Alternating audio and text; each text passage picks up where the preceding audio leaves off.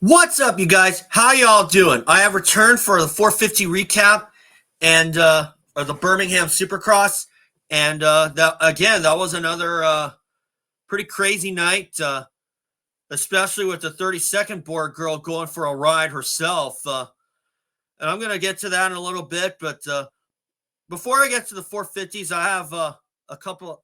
I have just a couple things to point out for my 250 video that I did not include. But first of all, but before I get to all that, just remember, subscribe. That's how my channel grows. I want to keep my monetization status, and the only way I can do that is with your help. So let's get into this. I'm going to put up my banner here. First of all,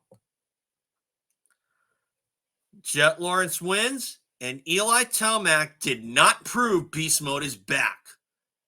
I'm going to get to that shortly, but first of all, I'm going to go back to the 250s because there was one guy that I had conveniently left out, and I didn't even realize it until I stopped filming.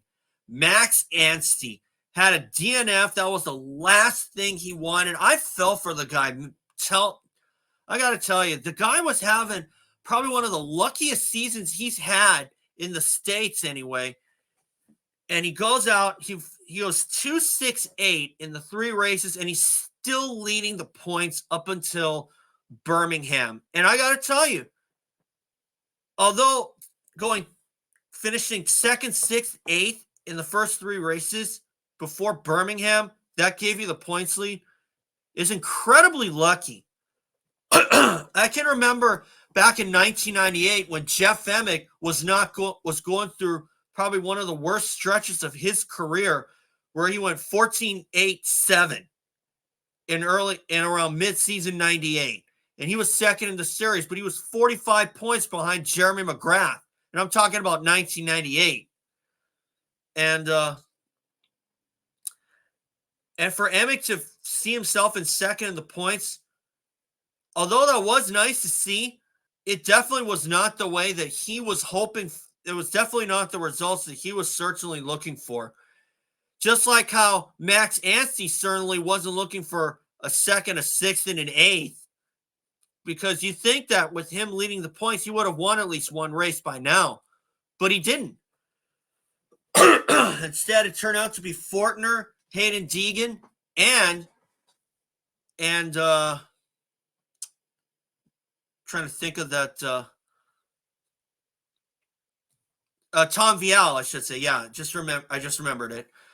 Instead, it was Fortner, Deegan, Vial who won the first 3 races. And of course, Vial won again last Saturday night. But still, Anstey is certainly not out of it. I definitely felt so terrible for him because, you know, if there was a season where he really needed to show that he's capable of running up front, this was it. And I hope that this doesn't take a detrimental blow to his title hopes. But then again, you never know what can happen. I mean, look what happened in the 2015 250 motocross season between J Mart and Marvin Musquin. And the guy to get the last break was Jeremy Martin after Musquin's KTM crapped out on him in the final moto. So it's certainly not over. And Anstey's got to hold his head up. You know anything can happen. And in this East Coast season, anything that probably shouldn't happen has happened. And but anyway, we'll see what happens as we head on to Lucas Oil Stadium. We'll try to make a point to do a prediction video there. So as far as the 450 class is concerned, Jett Lawrence wins. I called it for sure. But on my backup, I had Chase Sexton. But I don't think Sexton was really riding up to his potential. And that was a track where it seemed like it was really hard to pass on unless somebody blew it, just like Justin Cooper did when he was running 3rd. And I was kind of pulling for J. Coop to get that podium, especially after how his Supercross season had been going as of late. And just wasn't meant to be. He made one little mistake off the on-off, and Ken Roczen got around. And ruined Justin Cooper's race. But again, that kind of backs up what I say when I say that Justin Cooper is so much like Jimmy Button. Okay, the guy can run up front, make no mistake about it. But when he makes these little mistakes, it kind of ruins his race overall, and that's what happened. And as far as that is concerned, J. Coop, of course, you can't chalk it up to the 450 rookie season, but still. And of course, he is still learning the ropes, so I'm definitely not holding everything against him. I mean, would have been nice for him to get the podium, because that would have been a big confidence booster. And I got to say that was a track where if J. Coop had held third place, it would have been by the skin of his teeth. I mean, he would have had a hope for Roczen to make some mistakes, and that was a track where making some mistakes could have happened. But as far as Jett Lawrence is concerned, him winning was the last thing that the 450 class wanted. And quite frankly, I think he's put himself in the driver's seat for the championship, because he's made it 4 or 5 wins so far this season. That's probably the best rookie campaign I've seen since maybe James Stewart. And in 2006, even though 2005 was really Stewart's first year on the 250, but 2006 was pretty much James's rookie season for sure, because he missed most of 05 Supercross with an injury. But anyway, as far as Eli Tomac is concerned, you gave the fans another false sense of hope. But still, Tomac blew the start. I did not see one iota of Tomac really proving that he's ready for a win, because if he was proving that beast mode is back, he would have charged through the pack like there was no tomorrow, like Ezra Lusk would have on any given night. But still, Eli Tomac, I don't know what to say about him now. Did I think he was going to win a race by now? Sure, unless you count the third main event of the Triple Crown at Anaheim too, but that doesn't even show in the record books. But still, Tomac, I don't know. Like I said, I'm running out of things to say about him. I think we could be looking at a potentially winless season for Eli Tomac, kind of like Jeremy McGrath in 02, when I thought for sure that he was going to win a race after how 01 went for him. And after how the back half of 2023 looked for him, or the tail end of 23 looked for Eli Tomac with the Achilles rupturing, I think that really zapped his speed. Not going to lie to you. But still, there's still time for Eli Tomac to turn it around. Do I think he's going to turn it around? He probably will. But I'm sure a lot of the Star Yamaha tent is kind of running out of patience, especially when you consider that Eli Tomac is Supercross only this year. And I don't know if he's committed to motocross, but he probably might. I don't know. We'll see what happens. But still, if Eli Tomac is going to win a race, he's got to nail his starts, maybe even nail some hole shots if he wants to even have a chance at winning and or proving that beast mode is truly back. Because what did it take for me to believe that beast mode was back for Eli Tomac? For him to do it in back-to-back weeks. I was willing to give him a pass on Daytona because that was a track where anything that could have gone wrong did.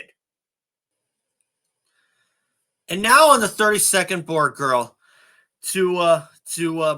as she had gone for a wild ride while trying to get off the track. I have to say though, the AMA and FELD got really, really lucky that she wasn't really seriously hurt, because that could have been a lawsuit, especially for Cooper Webb to come to the inside of her and for her to still take the ride that she did. Oh man, if that were me, my heart would have probably stopped. And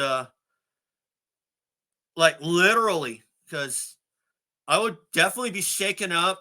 And I'm glad to see that that girl was okay. And of course, she was walking off the track. She had to carry the other 32nd board.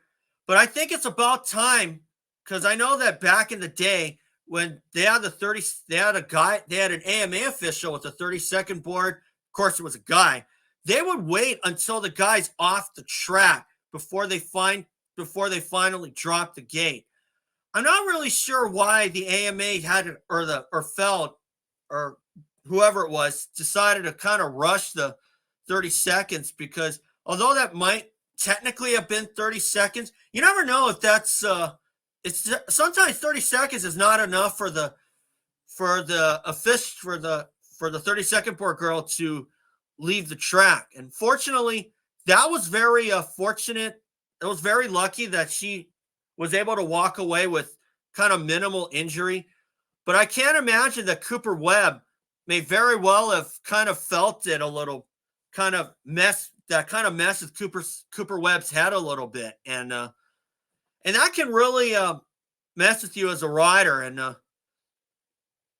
especially when it wasn't really anyone's fault either. And I can remember when Tiger Lacey had a bad crash at Arnhem in 2003, and Steve Boniface went right over him, and Lacey was down for a while, and I think that might have messed with Boniface's head. That's almost like when you get booed over something that technically wasn't really your fault, and especially like what happened in Anaheim 2003 when the crowd booed Carmichael when he and Travis Pastrana got together. And to this day, Travis Pastrana even says that was his own fault. And but still, I'm glad to see that they did not see Cooper Webb as intentionally doing that today, because I guarantee you, if this were like 20 years ago, the crowd probably would have done the same. The crowd probably would have given some boos. And quite frankly, I'm glad that everybody's all right. And apparently I don't think that really made Cooper Webb ride the same way that he did in the heat race. And of course, you can't really blame Cooper Webb. I certainly don't blame Cooper Webb for that, because that was just an accident all around. And fortunately, everybody's okay. Anyway, guys, that's all for today. And I thought I'd keep it short today. We head to Lucas Oil Stadium in Indianapolis next. So we'll see what happens. I'll try to do a prediction video this year. My week is kind of light with Hawaii sports, with UH men's basketball on the road for the Big West tournament in Henderson, Nevada. Hopefully that they got a first-round bye. Hopefully that they can defeat either Santa Barbara or CSUN. Quite frankly, I'm hoping it's CSUN that they face off against. And, of course, UH softball is on the road for Big West for their Big West opener at Santa Barbara. So hopefully they can get some wins there.